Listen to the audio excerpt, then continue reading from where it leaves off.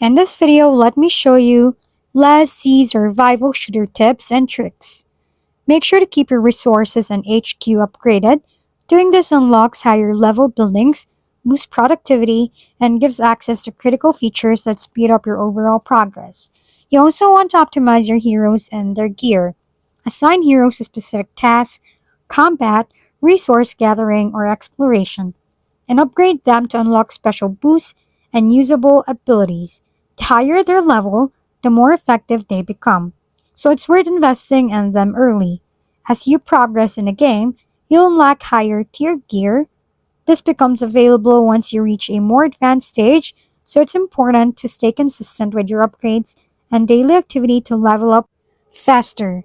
For smart resource gathering, use low command heroes to send out more troops at once and collect more efficiently. If you're a free to play player, joining an active alliance is essential. Even if you're not, alliances provide important upgrades and allow for shared, and that's it.